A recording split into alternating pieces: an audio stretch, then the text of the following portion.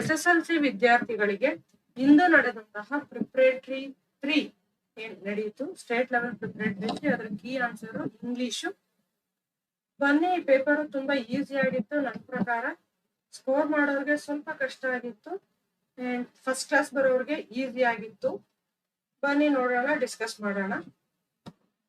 First question tag Keerthi and Preethi are helping verb ಇದೆ.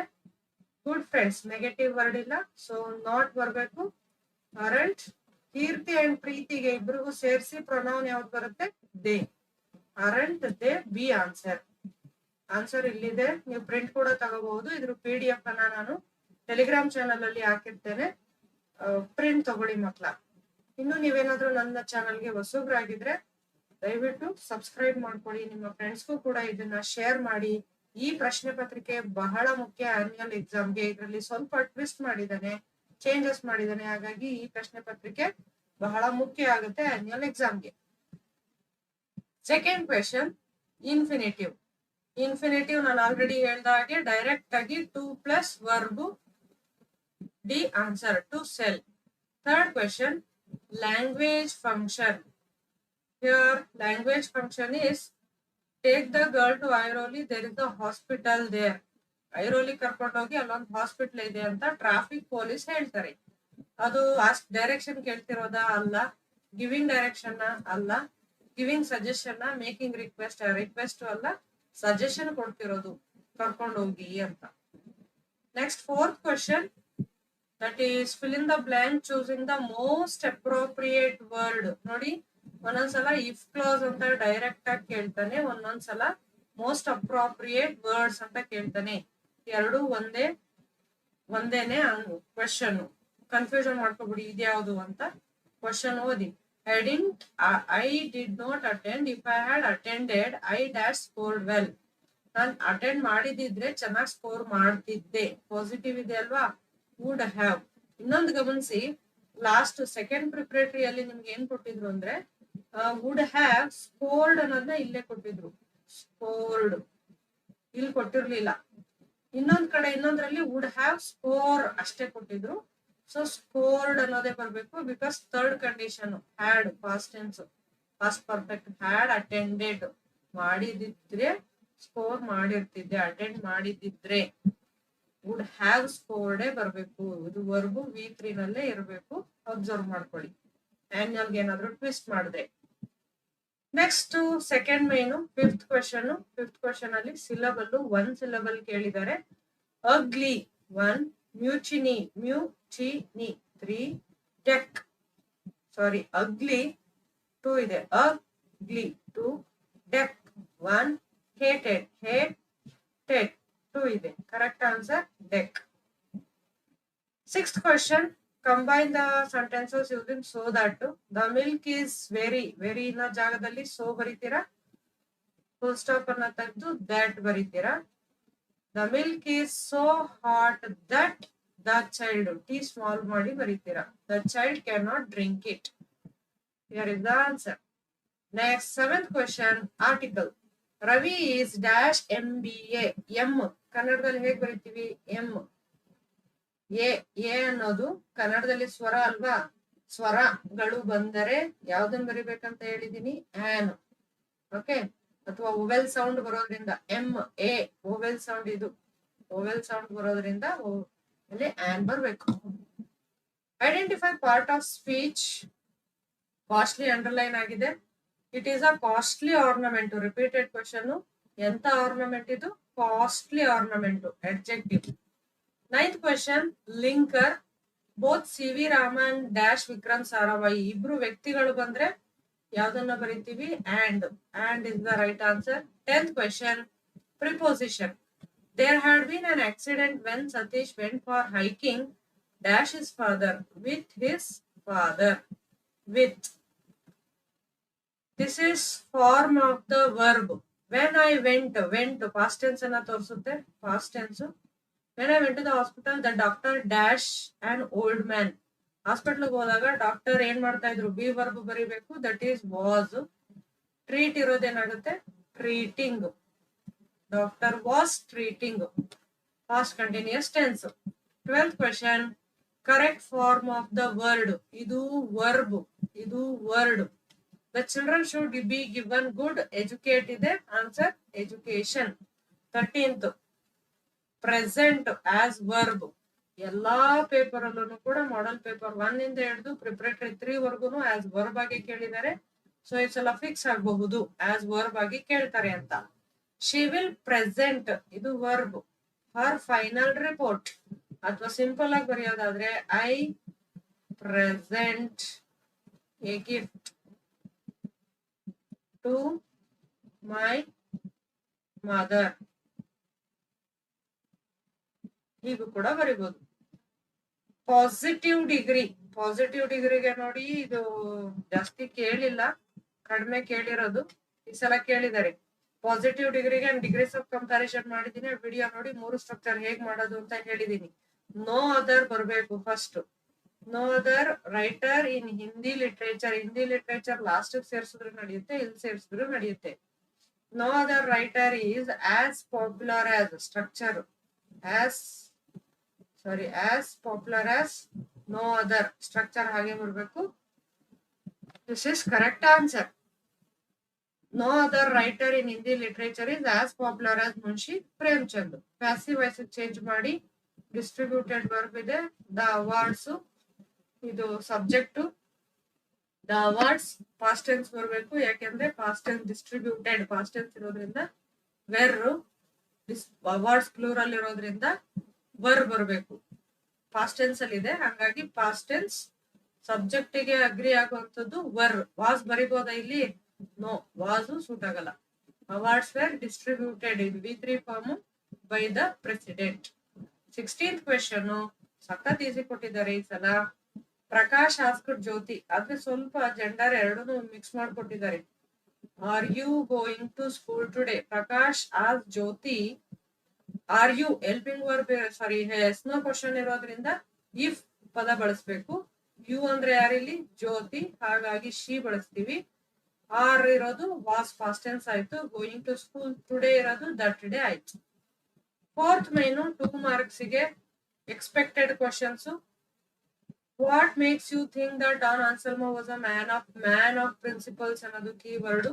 Answer ಇದೆ, ನೋಡ್ಕೊಳ್ಳಿ ಮಕ್ಳ. ನಾನು 2 marks ಸಪರೇಟ್ ಆಗಿ ಒಂದು ವಿಡಿಯೋ ಮಾಡ್ತೇನೆ, ಅದ್ರಲ್ಲಿ ಎಕ್ಸ್ಪ್ಲೈನ್ ಮಾಡ್ತೇನೆ chapter wise. 19th question, how did the 14th amendment of the US constitution and Mahatma Phule influence on doctor BR Ambedkar? 14ನೇ ತಿದ್ದುಪಡಿ, ಅಮೆರಿಕದ 14ನೇ ತಿದ್ದುಪಡಿ ಮತ್ತೆ ಮಹಾತ್ಮ ಫುಲೆ ಅವರವರು ಅಂಬೇಡ್ಕರ್ ಅವರ ಮೇಲೆ ಹೇಗೆ ಪರಿಣಾಮವನ್ನ ಬೀರಿದರು? ಅದಕ್ಕೆ when Dr. Ambedkar was in USA, he was drawn to the 15th amendment of the Constitution of the USA, which gave freedom to the Black Americans. He saw a parallel of the situation for the depressed classes in India. When he returned to India, he came to be greatly influenced by the life and work of Mahatma Phule, the votary of a classless society and women's upliftment. Next, 20th question. How can you say that Anant was a multi-talented boy? Multi-talented ಹೇಗಾದ್ರೂ ಕೇಳಬಹುದು. Anant was a multi-talented boy. He was the best tennis player in the school and the fastest runner. He was learning to play the sitar and was already able to compose his own tunes. When his first question, scientists are the more practical people in the world, justify. ಇದು repeated question, ಪ್ರಿಪರೇಟರಿಯಲ್ಲಿ ಕೇಳಿದ್ದಾರೆ. According to the author, scientists are the most practical people in the world. It is through the work of the scientists that we have medicines, electronics, new source of energy, modes of transport, the green revolution, new brands of industry from defense to entertainment, antibiotics, biotechnology, synthetic fibers, genetic forensic diagnosis, etc. This proves that scientists are the most practical people in the world.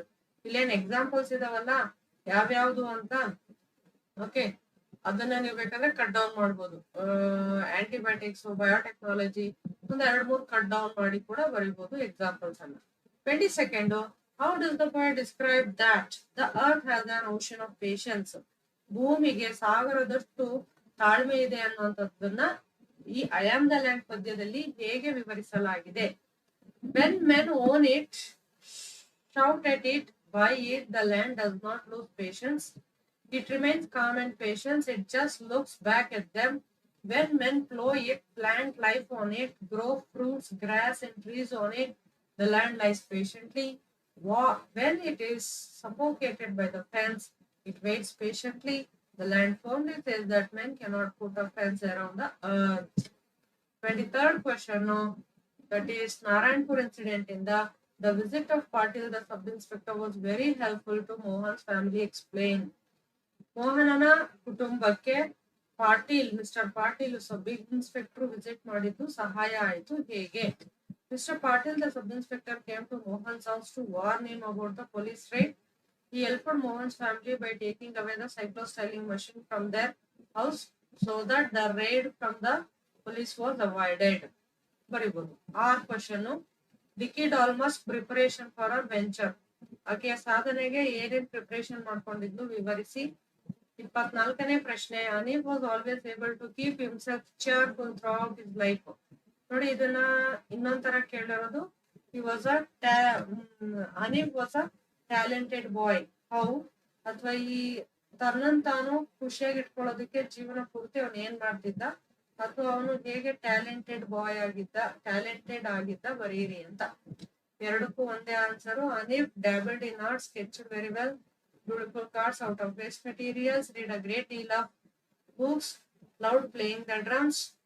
That is why the officer at Raj Riffs made him get all his instruments from Delhi and form the music group Aneef.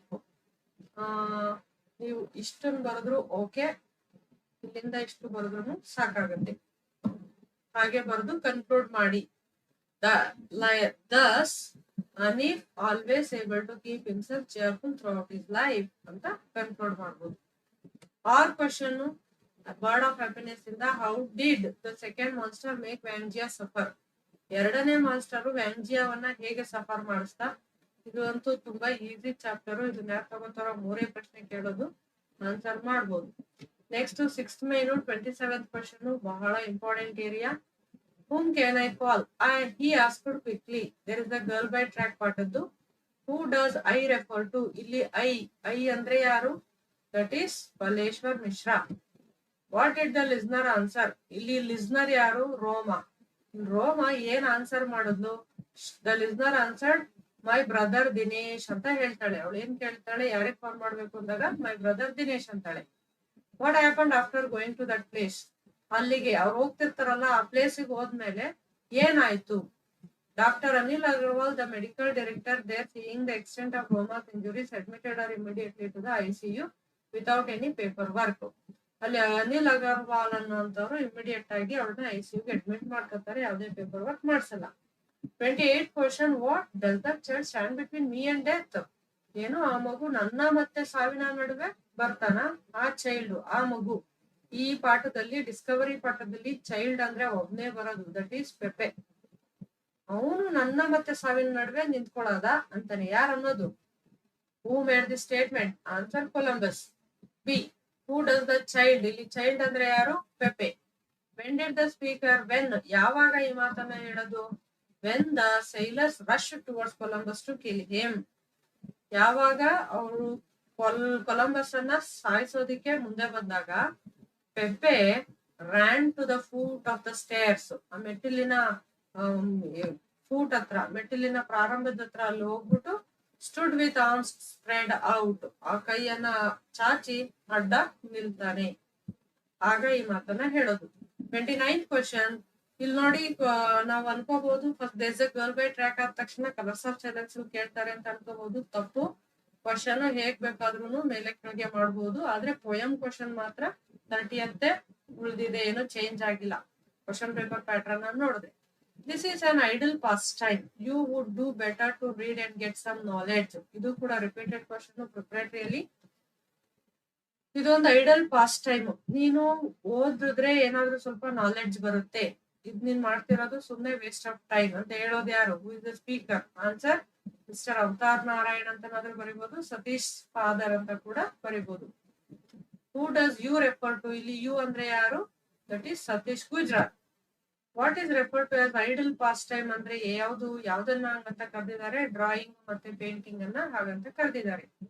With the tea cup circling round me like the planets round the sun, ಇದು formed ಆಗಿರುತ್ತೆ. What are the two things compared here? ಎರಡು things ಗಳು ಇಲ್ಲಿ compare ಮಾಡಿರೋದು ಯಾವ್ದು? ಎರಡನ್ನ compare ಮಾಡಿರೋದು ಅಂದ್ರೆ tea cups and planets are the two things. Tea cups ಮತ್ತೆ ಪ್ಲಾನೆಟ್ಸ್ ಅನ್ನ ಕಂಪೇರ್ ಮಾಡಲಾಗಿದೆ.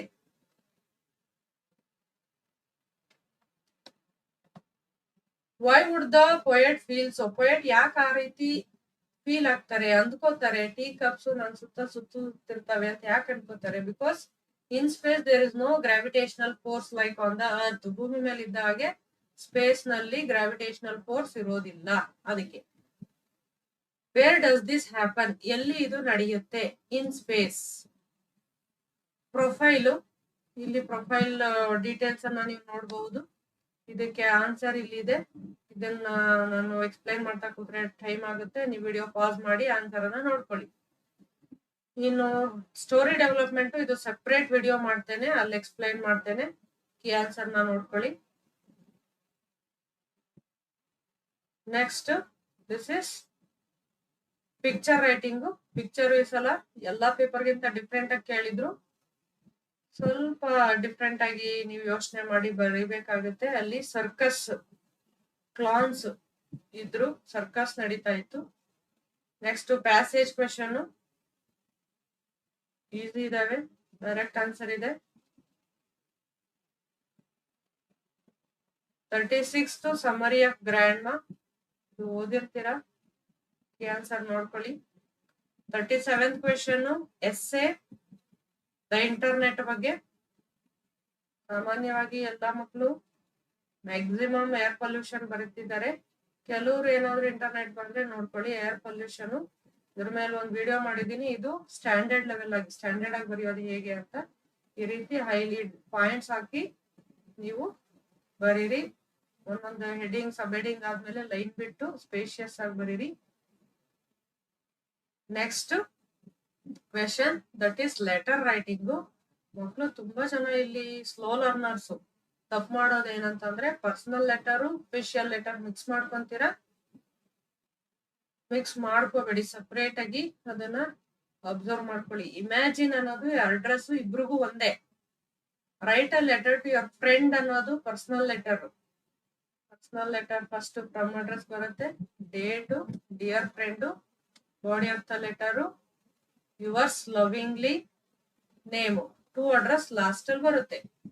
ಅಫಿಷಿಯಲ್ ಲೆಟರ್ ಅನ್ನ ತಗೊಂಡ್ರೆ first from, date, to address, subject, respected sir, body of the letter ನ 2 ಪ್ಯಾರಾಸ್ ಅಲ್ಲಿ ಅಥವಾ 3 ಪ್ಯಾರಾಸ್ ಅಲ್ಲಿ ಬರೀರಿ. ಥ್ಯಾಂಕ್ ಯು, ಥ್ಯಾಂಕಿಂಗ್ ಯು ಬೇಡ, ಥ್ಯಾಂಕ್ ಯು ಬರೀರಿ.